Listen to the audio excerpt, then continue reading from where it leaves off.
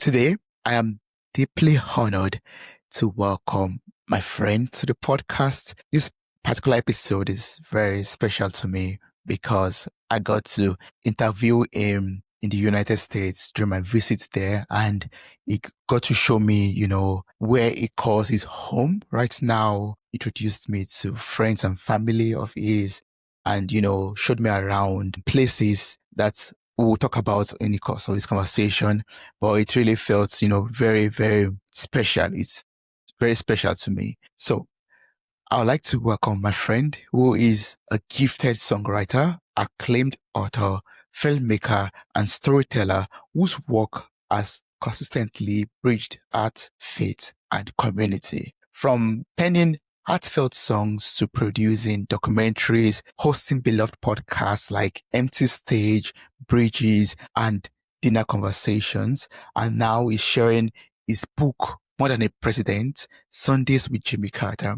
And because of this book, we had this interview, in the church where Jimmy Carter was teaching his Sunday schools. That's so special. Andrew embodies the power of storytelling to bring people together with a heart rooted in faith and passion. With a heart rooted in faith and a passion for building community, his journey is one of music, word, and the sacred art of truly seeing people. And Andrew truly sees people. I hope you enjoy this conversation. If you're not yet subscribed to our podcast, please help us by subscribing and rating this podcast on Spotify, on Apple Podcasts, on YouTube, or wherever you listen to your podcast. Enjoy this conversation.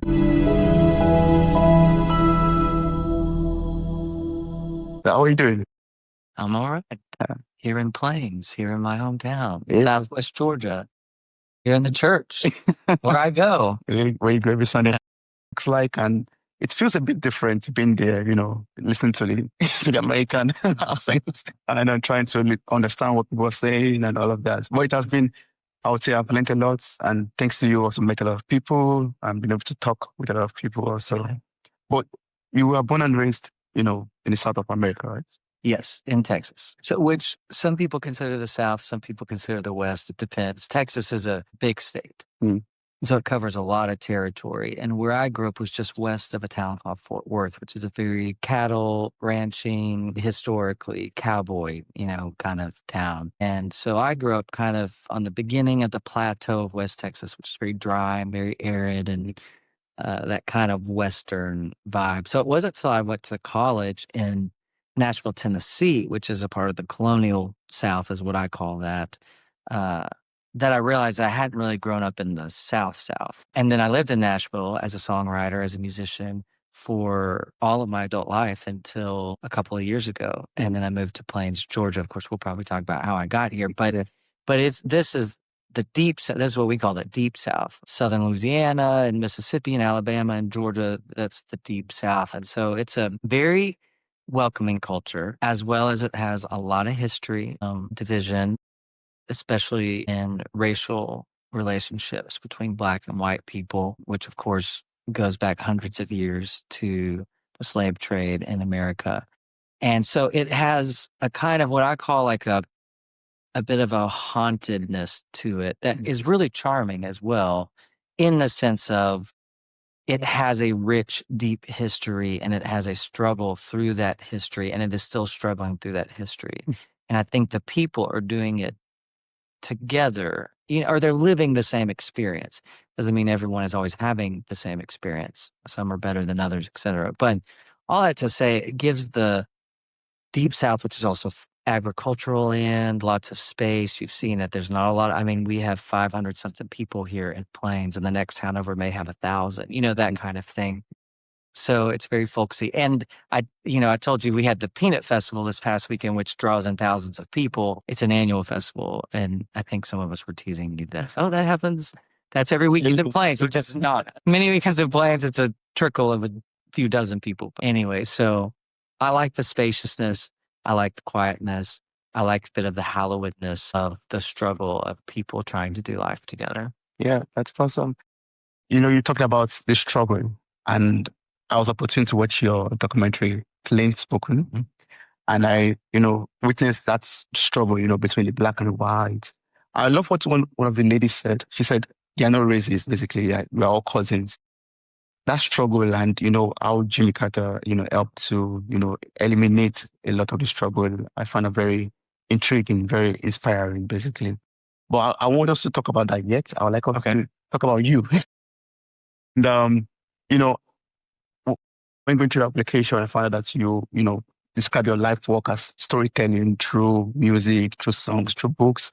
We'll talk about your new book also, so this with Jimmy Carter also. And so I'd just like to learn, like, what does story mean to you, and why do you think it's such a powerful way to connect people? Yeah, that's a great question. And I'll back up a little bit for anyone listening that Plains, Georgia is the hometown, the birthplace, the hometown, lifelong hometown of our former president, Jimmy Carter, who's the 39th president of the United States, as well as his wife, former First Lady Rosalind Carter. So that's why when you hear Jimmy Carter and us talking about Jimmy Carter, that all came from this place, this spot. This church is where he taught Sunday school for years. But as far as storytelling, to answer your question, I think the art of storytelling, what's beautiful about, I can only share truly, authentically, sincerely, I can only share my story. You can only share your story. I can't share your story for you. I can share about your story, whatever I have permission to share. You can share about my story, what you know. But the most authentic thing we can share is our story. And then how our story connects to other people's story is, I think, what creates at least the art that I've wanted to be a part of, music and songwriting. It's been an observation of the stories that I'm connected to through my family or through friends or through community or through the story that's bearing out in my own life. It comes from very personal spaces. Same with the books I've written and now the opportunity to create documentaries. While they're not biography, the books aren't biographical about other subjects. The documentaries aren't an experience I lived in specific, but instead have observed, researched, studied. But I find connectivity within those stories in my own story. For instance, I grew up in Texas. It was predominantly, the population was predominantly white and Hispanic. So we didn't have a lot of Black influence just by the nature of the demographics of who lived there. And then, but I was always drawn to Black gospel music and I was drawn to contemporary urban music at the time. And this is in the 90s and Lauryn Hill and all these, and went to a lot of shows of Black artists where the audiences were predominantly Black. And so that part of my story, which then introduced me to the civil rights movement in America, which of course happened or began before I was born in the late 40s and the 50s and the 1960s, really, coming to an apex with Martin Luther King Jr. and Malcolm X and all that energy around civil rights in America.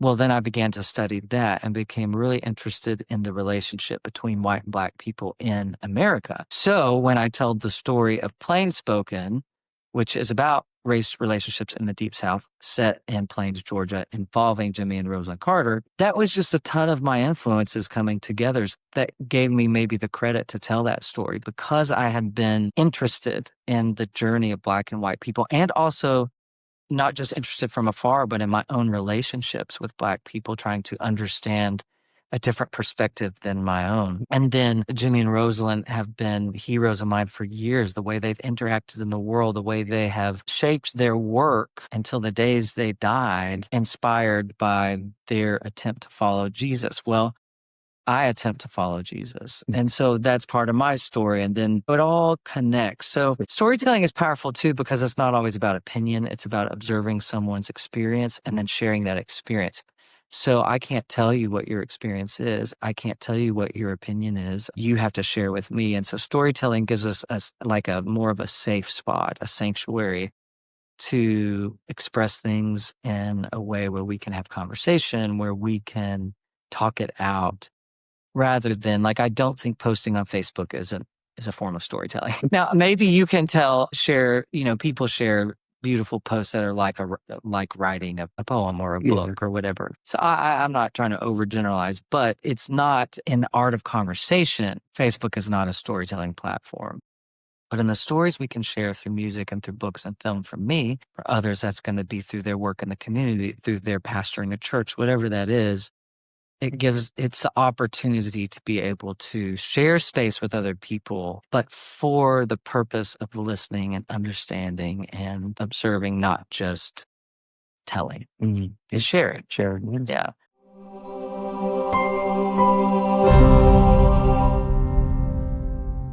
The last album I listened to was Songs from the Dark. The songs you shared on it was from your own. You're trying to tell a story, basically. But one thing that I observed from your work so far is that it's all faith-based. So I'd like to learn how your faith shapes the way you create, the way you relate, and the way you live out your daily life. Yeah. At least in America, faith-based kind of becomes a subculture or a marketing plan. And that can be wise, if you're delivering a book of sermons or delivering a book of devotionals or scriptural insights. Well, you would want to market to people who are interested in that, right? I think I am evolving and growing and expanding. I could never separate myself from my faith in general. Any conflicts I have within myself is probably driven by my faith. Now, I always want to test that out. Is that a conflict because this is challenging my followership of Jesus, or is it a conflict because the culture of Christianity where I live says that's a conflict with following Jesus? Those aren't always the same thing. And it's up to us and the Spirit in our life to bear out and to discern what is true and what is not. And we'll never do that perfectly in this context. We can try. And so I think my trying has always really been my impetus for making and creating what I create. And my faith in God, my attempt to follow Jesus has always been a part of my trying. Now, I have never been mistreated by the church in America. Some people have been really hurt by their congregants or by a pastor or by messaging from religious institutions. That's not been true for me. I can see the possibility of that happening at some point in time, but it hasn't totally been true for me. So I have found my own sanctuary within congregating and worshiping God alongside other people. But I do think culturally in America, we're in a strange place, and maybe always have been, with Christianity and the representation of Christianity. If really the representation of Christianity should be the representation of Jesus. Yeah. We're little Christ, that's what Jimmy Carter always said. Remember, we're little Christs. And so I have found some of that messaging somewhat troublesome. Some of the current messaging that is intended to represent the Christian church here in America and more modern America, and really even just more troublesome in the last 5 to 7 years. Mm-hmm. So I'm finding that I want my work to more broadly represent or to more purely represent. And therefore it may no longer totally be in the faith-based market, if you will. It will always be driven by my faith. I will always see story through the lens of that of that in every life, there is a story of God bearing itself out in that person. So I'll never be able to disconnect from that. But I do want people to be able to approach it from all walks of life, from all religious backgrounds or any religious background. I don't want subjects to just be people who are making a living in a faith-based or church circle, which I have no problem with that. That's just what I feel more an expansion within me of wanting me to do through all the series that I've hosted in the past, podcast and streaming series. And those have largely invited people in the faith space as guests. I want to expand beyond that and still have people who are very involved in faith circles as a profession on those shows or as a part of my projects, but that not be the purpose. And really, to be honest, Jimmy and Rosalind Carter were part of the inspiration for that expansion within me, because they never derived their income from being a minister in a particular church or from being a speaker in the Christian conference circle or whatever. And they probably could have been, because their Christian faith was so well known and so much a part of, they were so vocal about it. But their work continued to serve all people that they could get their hands on, and that was, I believe, inspired by their Christian faith, which I think is what resulted in such powerful or achieved such powerful results and impactful results. So, that's been an inspiration to me to watch that and to go, wow, to have such, I guess impact is the right word, but not for achievement purposes, but just to make a difference in the public square, influenced and driven and inspired by your faith, but in the public square. So I very much hope that that's true for the next half of my life, So yes, faith always inspires me. Yes, my past projects and creations have been, I think even I would say probably largely for the faith-based market. It's nice, maybe ironic or appropriate that Jimmy's brand, if you will, or his work and my highlighting that through Plain Spoken, that documentary for PBS, or More Than a President Sundays with Jimmy Carter, even though those are his Sunday school lessons, he was not. It's a secular publisher, and there will be people who do not espouse the Christian faith at all that will, because of their appreciation of him or fascination of him. So in some ways, he's helped introduce me into helped give me my foray into my first not explicitly faith-based product. Yeah. I just thought about that now. I mean, when you were talking about that and talking about, your works and, you talked about the podcast that you've hosted in the past and you had this, having guests on empty stages, basically. I've forgotten the name. It's skipping my head. What do you call it? Yeah. The show on Caleb on Demand is Empty Stage. Empty Stage, yeah, exactly. Yeah. And I just remembered, I told you this already, like I got to know about you first on Instagram because of Sister Winers, because you're on Empty Stage. The queen. Yeah, Cece, yeah. Yeah, Cece. And so I was like, okay, based on, regardless of it being faith-based or not faith-based, whatnot, there's something that, inspires us into your work or into other people's work. And it doesn't matter if it is faith-based or not faith-based. The content is what matters. They edify people's life. Let's help them through what they are going through at the moment in their lives. And I believe from what I've seen from your work, removing the church from it still helps people, through whatever life they're going through. Thank you. I mean, I still truly believe that at the heart of Christianity is, I guess, like the great rescue. It's the North Star, I guess. And so I remember being in Israel 10 years ago now, and my dear friend Jenny Owens, who's a wonderful singer-songwriter up in New York, she and I were leading a trip with our friend, another Andrew, who was really organizing and leading the trip as a travel guide. And we were there to provide music at night and to have conversations with people about a book we had read together. Anyway, our guide on the ground, was named Kobe, I think. I'm forgetting his name right second, but he was a great guy, an Israeli man. He had all his degrees were in essentially these world religions so that he could be a part of the tourism industry. It's what his passion was. Anyway, one of the women on the trip, she asked him at some point, we all just fell in love with him. He was just an awesome guy and he just was so fun. And one of the women said, do you have a religious faith? He did not, which was really interesting considering he's in the hotbed of religions and he's teaching us about all these places and he's very well acquainted with all the religions. He had to study them closely, the history of them to be able to be good at his job. She said, well, if you had to espouse one, which one would it be? We totally expect in that culture where we were for that to be potentially Islam, just the popularity, et cetera, of it, and probably the influence of it in that culture. And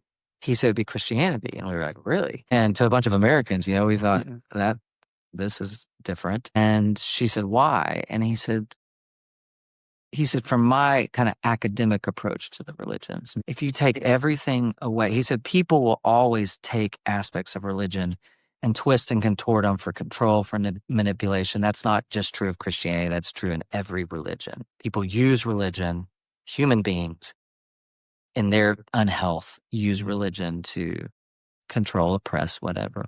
He said, but if you take all that away and just look at the religion and look at the leaders of the religion and look at what the heartbeat of the religion is, he said, Christianity is the only one about love. And I don't know if someone who is a Muslim would agree with me about that. I'm not well acquainted with Islam. I'm not well acquainted with Buddhists, so I would have to have that conversation wider. But from his opinion, he said, the heart of it is love God and love one another, no matter how we taint that. And it didn't give me confidence, I wouldn't say. It just reminded me, that from what I understand, from my perspective, from my belief, love And I believe love is perfectly represented in Jesus. Again, it's the anchor. It's the center, of everything. And therefore, however people encounter my work, hopefully they encounter that,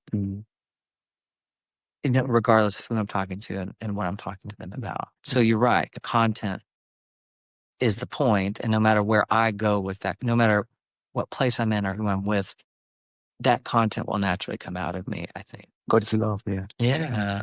Well, I'd like to know if your parents influenced this in some ways, because I know your dad's a therapist and your mom's an organist, and you play in the choir, you play keyboard, you make music. You have these conversations through your productions and documentaries, and the way you speak also, you notice, this guy is, maybe he has a foundation or a background in therapy, or the way you converse with people or relate with other people that I've personally observed also in church here and in the community. So I'd just like to know how your parents influenced the foundation of who you are today. I can't separate anything. I mean, I'm my own person. My parents encouraged my brothers and me to be our own persons. They weren't interested in shaping mini-me's, but or at least how I perceive our upbringing. But I can't really look at my foundation and not find my parents. So I think, how did they influence me? I mean, in what ways? I can't figure out a way they didn't. But when you were asking the question, I thought for the first time, my parents, they were so involved in the church, I just have always thought of them as people of faith, and they are. But their individual careers were not necessarily solely based in the church. Now, my dad was a therapist, but it was a pastoral counseling center, meaning that, or this is what I understand, is that it was really a Christian worldview was informing even his practical advice. He was not evangelizing people. People of all different faiths came to his practice to be counseled and to be helped through their problems. Yeah. But that my dad and the other counselors, I think it would assume in his practice, were informed by the healthy standards of, I guess, a Christian lifestyle or a lifestyle that is trying to follow Jesus. Again, I've gone I've had 2 counselors in my therapy life, and both have been Christians. We rarely talk about Jesus or God, or can, if that's what I want to talk about. We talk about very practical things, what I'm struggling with, what I need help with, what are some healthy steps to take to try to correct some things, or challenging my thoughts and beliefs about things. But it's not a Bible study, right? It better not be, for as much as it costs. And so I think my dad's faith, just like we've been talking about, influenced his own work, even though he was helping people very much on the ground level of their problems. So I think his influence was a non-judgment. I think it was my mom that told me one time that she learned how to love people through my dad. Really? Yeah. I think it's hard for me to see my mother ever as unloving, and I don't think that was the case. I think my mother has always been loving. I think what she meant, or what I heard, and that was that maybe she learned not to be as critical maybe of people as she maybe could be, or to loosen a grip on some of maybe her preconceived ideas or judgments, maybe. I'd have to ask her. My dad, but he certainly taught my brothers and me that. And I think my mom did too, but my dad I understood later, because my dad worked in a small community like what I live in now, not quite as small, that he was counseling people who he knew. That's a heavy burden. People I knew, people my mother knew, people they went to church with, people that I went to school with. That's a real heavy burden in a small community. My dad, in my perspective, did it beautifully. So I think that teaches you, automatically you start to realize that people are the same and they're all equal, and problems are problems, conflicts are conflicts, but there's no room for judgment. So I think my parents taught me to drop the gavel, and that's not my place. And then all kinds of other influences. My mother, of course, a musician. She directly influenced me as a musician. And then she became a music educator in our school system for 20 years when she was about my age, till she was in her mid-60s, and had kind of a whole second career that was beautiful. And she still always played the organ. and still does. But she loved those students, and that was not something she had never done before. She had the degrees, but never done it. So they also have taught me like kind of a sense of adventure, or a sense of you don't have to do the same thing forever, or you can be inspired in a new way and move with your inspiration responsibly, you know? So That's wonderful. I mean, that's a strong foundation to have, and yeah, still have right now. oh yeah, I'm so thrilled to have. Yeah, my mom texted me one day, and she said something to the effect of, you know, I'm glad to be your friend. That's very beautiful. It is, yeah. And of course, I feel exactly the same. That's not one-sided at all. And so I think that gift, it'll carry with me the rest of my life long after they're gone.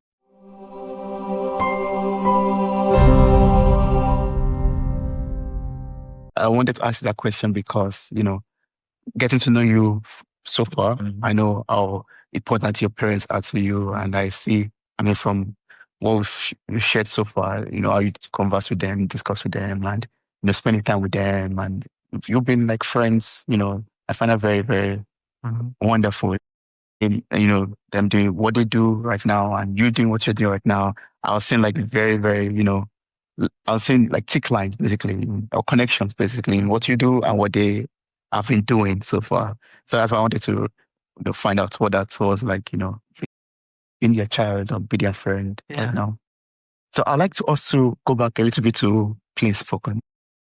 So you got to learn about Jimmy Carter, what he does. You came to Plains to do the documentary. You did the documentary. A lot of people will, sign off on that and move on with their lives to the next thing. But you, Andrew, decided to move to Plains. I know. How was that like for you? You're like moving to Plains in your 40s, changing environment, changing community. How was that like embracing that big change? Yeah, unexpected. It wasn't forced at all, which I can have a part of my personality can be one to get things done, which can mean forcing some things sometimes. And this just was not forced at all. So again, it feels like receiving a gift when it's not forced.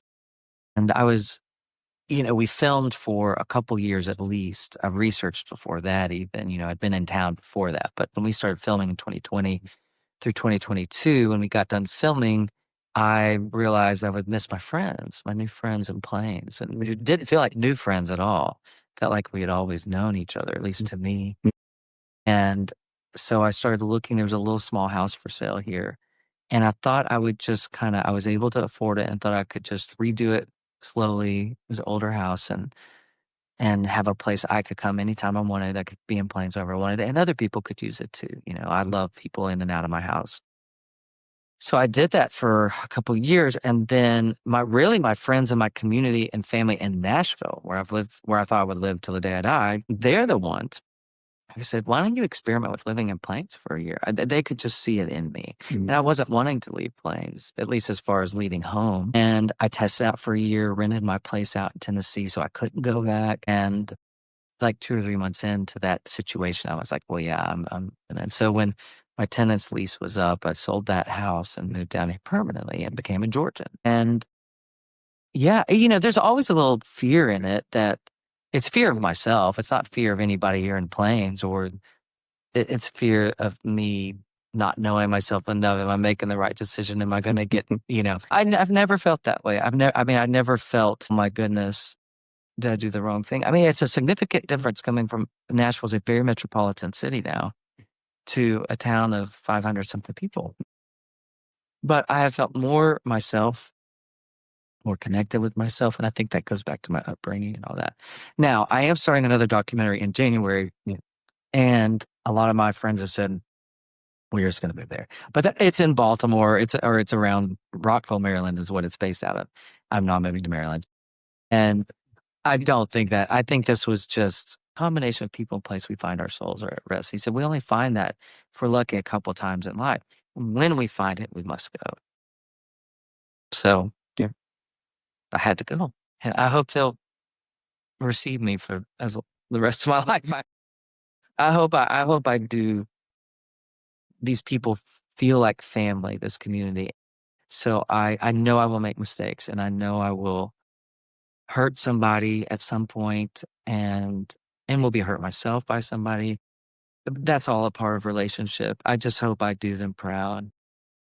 I hope they are glad that guy moved here. I'm sure they're proud that you moved to. I hope so. Yeah. Because I mean, I don't want to take a survey yet.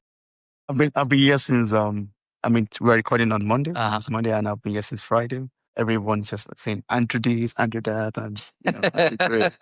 And being in church on Sunday yesterday also, everyone knows Andrew, and you have to do a lot of things around here. I mean, I feel like sometimes I feel like you've been here for like 10 years or 20 years, Well, so you're that's so integrated into the system. yeah. And I think last night when we were coming back from the Mexican restaurant, I was just asking myself, reflecting a little bit, or sitting at the back and watching all of you or listening to everyone speak.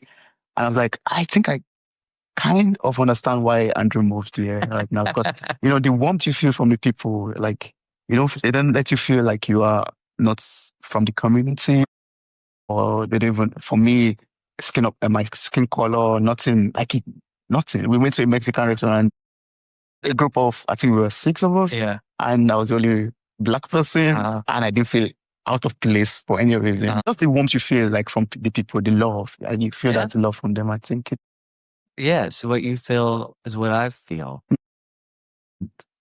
I feel lucky. Yeah. So I'm thrilled that's your takeaway.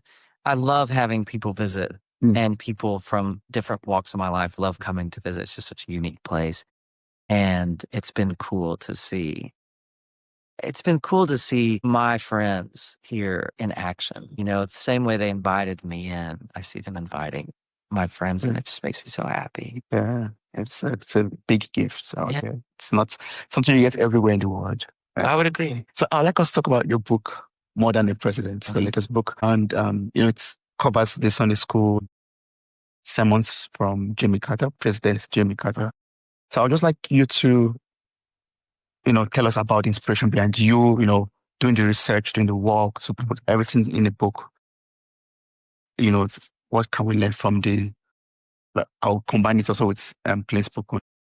I watched what Jimmy Carter was doing, President Jimmy Carter was doing in the community service and, humanity also and community. So I don't know if you could combine all of that. Yeah. Well, first I would say I'm just so deeply honored that I got to steward these. I'm newer to the community. I'm newer to the legacy. I can think of, a dozen other people that could have done it just as well and had more lived experience than I had with the subject matter. And so feel very honored that I would get to occupy this space, and again, hope to do people proud. The Sunday school lessons, so President Carter taught Sunday school, essentially Bible study, in this church that we're in, Maranatha Baptist Church, for essentially 40 years once he came home from the White House in early 1981. Whoever wanted to come. From what I understand, they never advertised it. It was just a grassroots swell. And over time, people started learning about it. They did start letting people know what dates he would be here to teach. But he taught on average, I think, half the Sundays each year. And of course, if you know about President Carter's life post his presidency, became what I would say he and Rosen became some of the greatest humanitarians in the last 50 years through their work with their nonprofit, the Carter Center, which works to eliminate disease. It works to mediate peace with conflicting nations and communities. And it also works to essentially host or infrastructure democratic elections, free and fair elections for countries that formerly under dictatorships, et cetera, which is a very dicey work. I mean, they did, and the Carter Center is doing hard work that is not always successful, which I think is part of being a part of successful work, is doing the hard work, regardless of winning or failing. All that to say, his Sunday school lessons brought him, I feel like, back home, in that, from what I understand, he taught Sunday school from his early life while he was in the Navy, after he came home from the Navy to become a peanut farmer and to reconnect with the community he grew up in, taught Sunday school. When he was president of the United States, he taught Sunday school at the church that he and Rosen went to at First Baptist Church, the city of Washington, D.C. I think the Sunday school teacher of their couples class that they were just attending asked if he would substitute occasionally, and he said, sure. And luckily someone had the wherewithal to record most of those. So in this book, I listened through literally hundreds of lessons. They're really well archived at the Jimmy Carter Presidential Library in Atlanta. We, of course, have archives of them here, some of them in church. That's where I first discovered, like, oh, we have a lot of these archives, and they've not really been heard or read or seen in different ways. They've been exploited, well, in some small ways. Like there was a collection of them that came out on CD about 20 years ago. There was a devotional book where they really reduced the lessons to just bite-sized chunks about 15 years ago. But I realized that his lessons kind of in full, which were really meaty because of his experience in the world, throughout the world, including the regions where the Bible takes place. I mean, he mediated the only successful peace agreement between Israel and Arab nations with the Camp David peace accords in the 70s. And that was very much inspired by his faith, which inspired his love of the Israel and the Palestinian, the Arab nations, because that's where our faith began, in the sense of the lives where the life of Jesus took place. And so all of that gives such weight to his words and the lessons. It's not just going through the scriptures, but then when he goes through the scriptures and his insights about the scriptures from a historical perspective, but then also from his lived experience of trying to follow Jesus. It's just profound. And also to think in our American culture, a president of the United States faithfully taught Sunday school, faithfully held to a moral code, that had integrity and character in it, was married to a woman for 77 years faithfully. And I guarantee you that faithful part of that was a part of his understanding of following Jesus and her understanding of following Jesus. I'm sure it's not easy to be married 77 years. I would have no idea, not even one, so all of that life experience comes into these lessons. And so then I picked some of what I felt like would translate to the page the best, because he delivered them as an oral lesson. Yeah. And so that's kind of how do they translate to the page? He wasn't writing them out on his typewriter, his computer, or anything like that.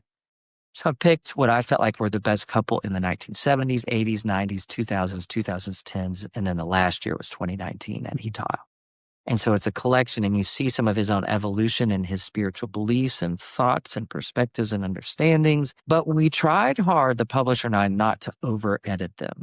So I wrote introductions to each decade to give a context of here's what Carter was doing, here's where he was at in his life, here's a snippet, a snapshot. That would then kind of help framework these lessons that he taught during that era.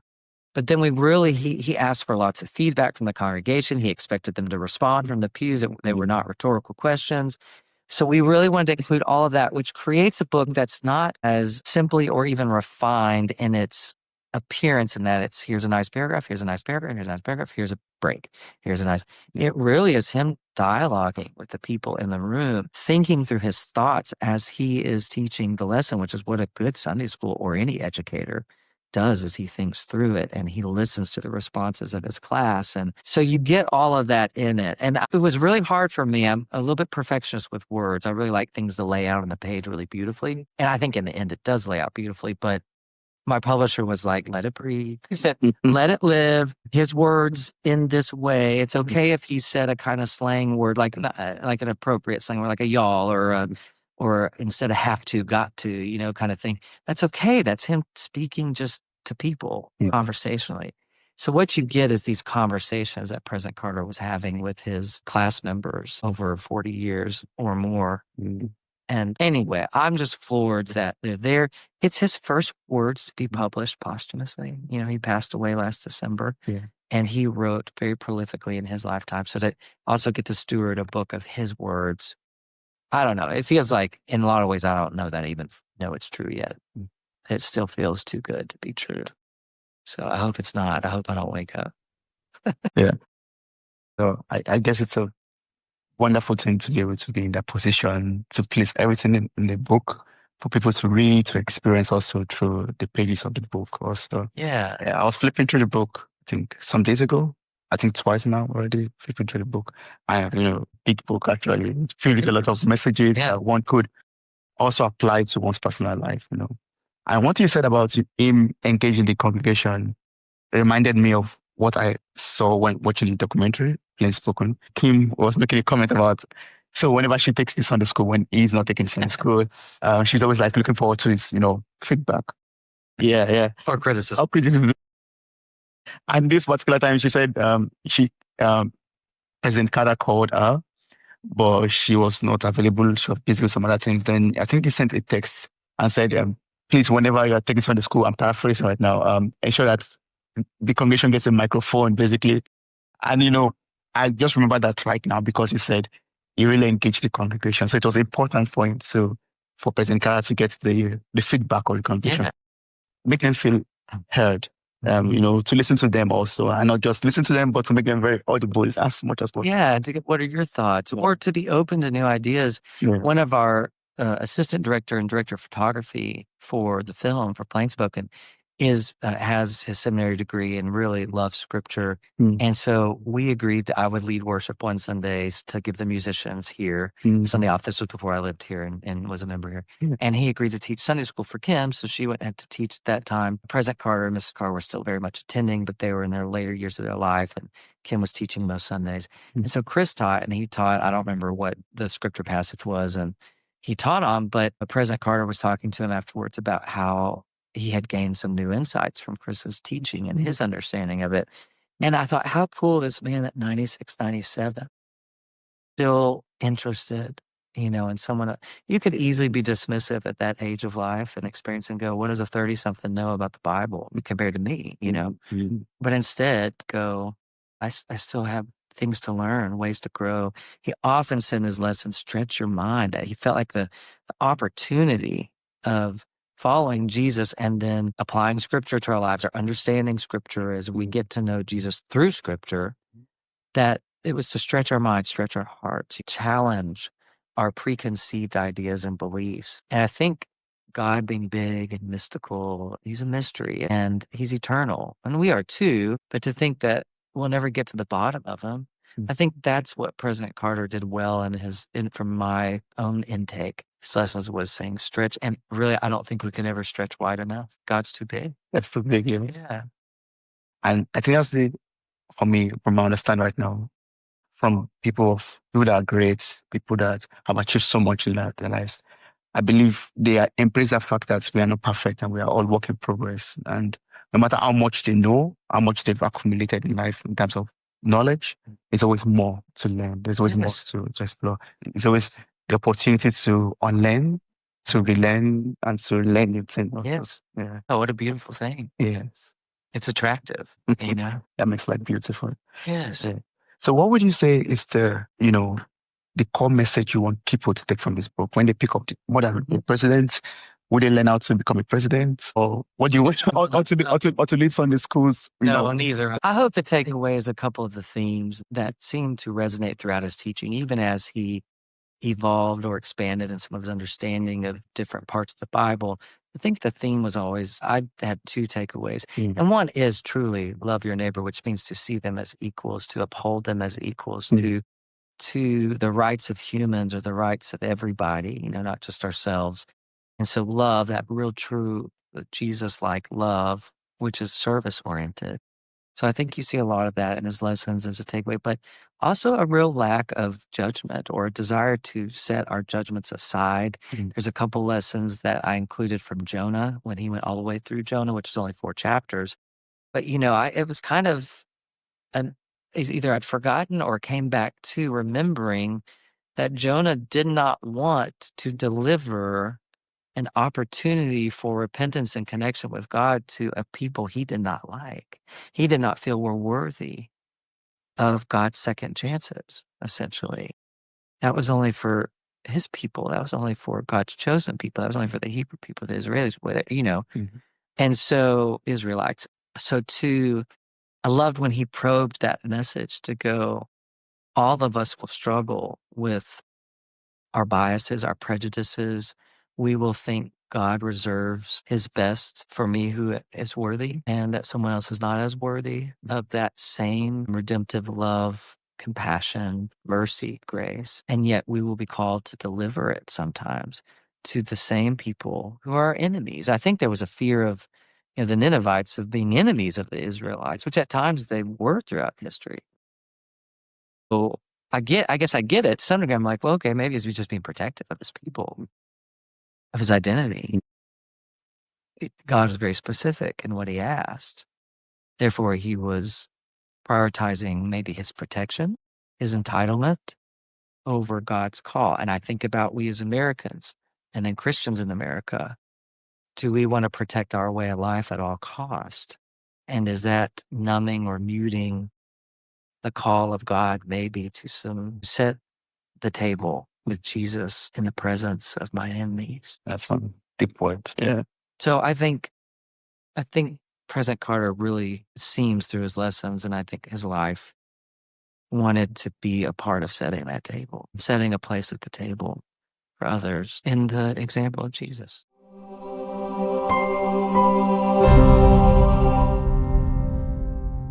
We had a good time in between working chores, in the yard, around the barn, and in the fields and streams. As a boy, I was an avid reader, as was my mother. It was reading books that opened my eyes to the world that I didn't yet know as a boy. I don't think there's any way to explain my life, or to explain Rosen's life, or to explain our advancement after school without understanding the Plains High School and what it meant. Every Friday we had a debate. The advanced debaters, went on to the district meets, sometimes the state tournament. So we had a constant, stimulating, academic, intellectual life. He's still teaching Sunday school class at 95, and he's doing it not just for the church, but he's doing it for the town. I have much respect for him. Incredible person.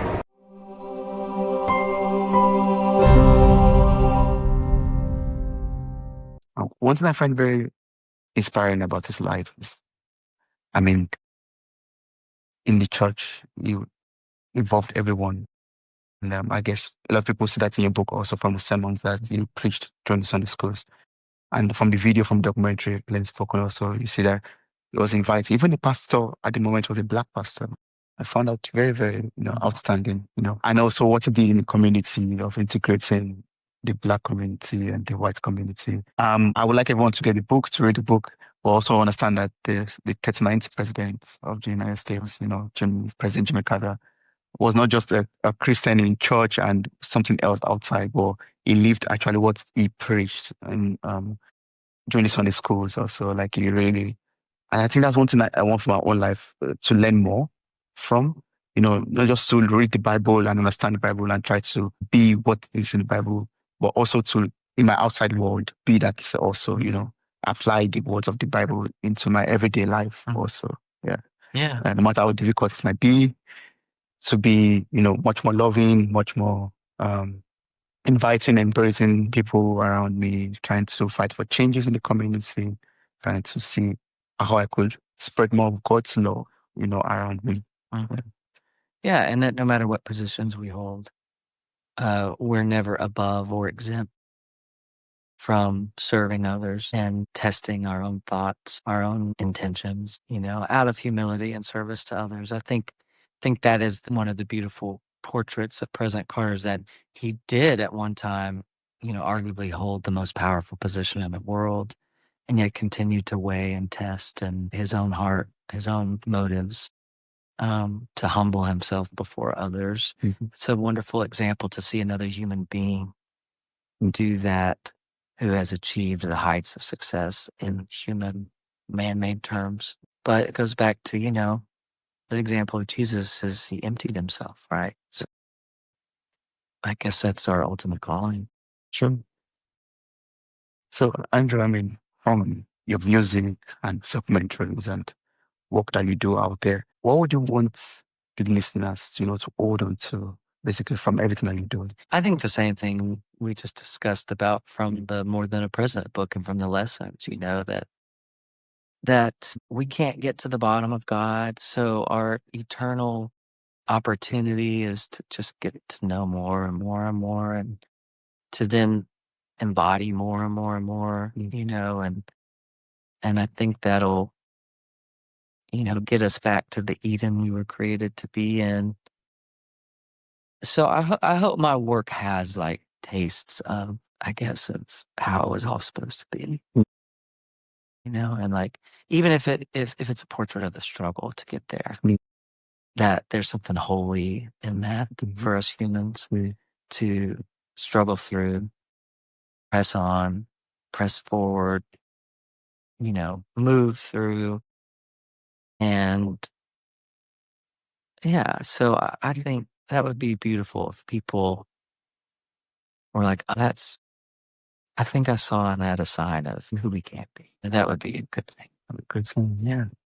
So for people out there who, like to connect with you more, maybe ask more questions that we could not ask in this conversation, maybe, reach out, get the book also. Sure. Or, you're on tour also. Right. Yeah. To get to know how your tour. Yeah, if you're in the States, you can go to my website. You can just Google my name, Andrew Greer. It'll go to andrew-greer.com. And there are all the tour dates and stuff with music and with book and all that kind of thing, which in some ways I hope to do less of. So catch me while you can. But the book is available everywhere. So wherever you buy the book, Amazon, etc. Or you can go to sundayswithjimmycarter.com or you can go to my website and find a link there too. So it's super easy to find these things and engage with it however is best for you. And the book is available in a physical format, which I recommend because the photos and everything, but it will also be available in an ebook format too. And then eventually in an audio format. But we're going to use President Carter's actual words that were in the book. And so that's going to take a little fashioning just to sync it up with the book as best as possible. That'll be wonderful. Thank you so much. I'll place the link to your website in the show notes of this episode. So I encourage everyone out there who's listening to just, click on the link, copy the link, reach out to you, get your book. It's going to be available on Amazon from the 1st of October. Yes. Yeah, I guess this episode will be out after that. So you'll be good. Cool. And if anyone's in the US, the person could just attend your tour, maybe reach out to you to get the book signing or something. Yeah. That'll be great. Before I let you go, I'd like you to play something for us. Okay, I'll do it. Yeah, but use me.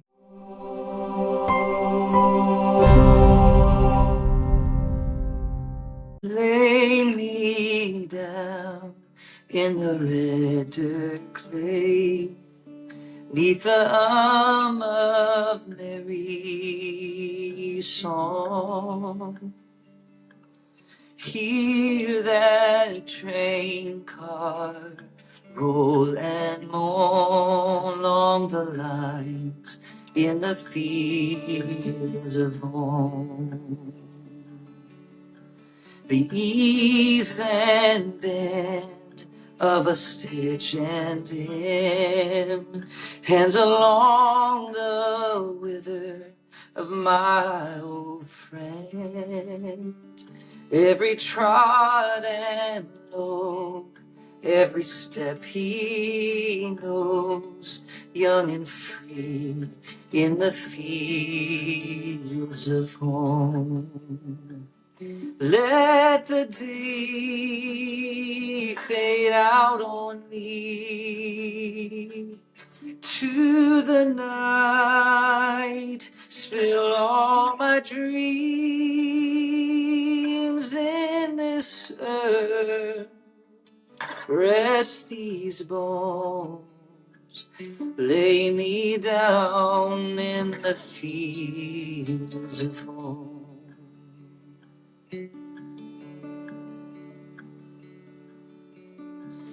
His old hands have known this land, and I have known him strong and kind. From these blooms we have bloomed and grown in the love in the fields of home.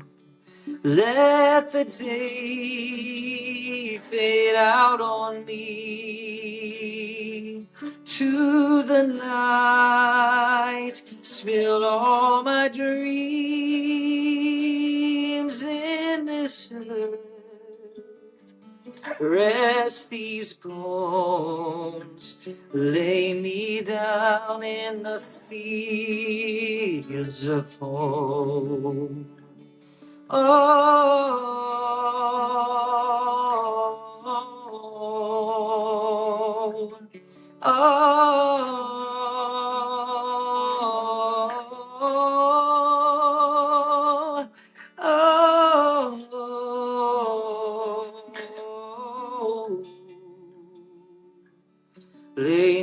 lay down in the fields of home.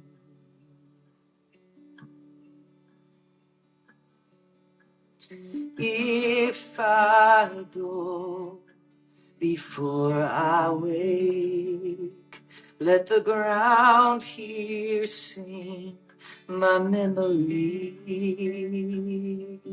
In the distant sky, hear love's longing cry. Call me on to the fields of home. Call me out to the fields of home.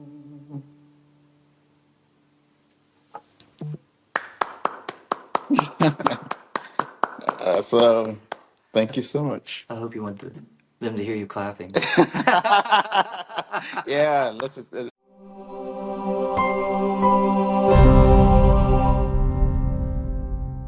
That's officially an podcast recording. Thank you so much. No, thank you for spending time in planes too. Special to do conversations like this here.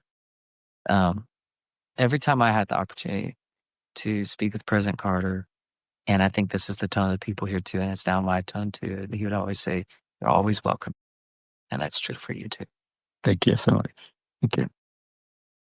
Awesome.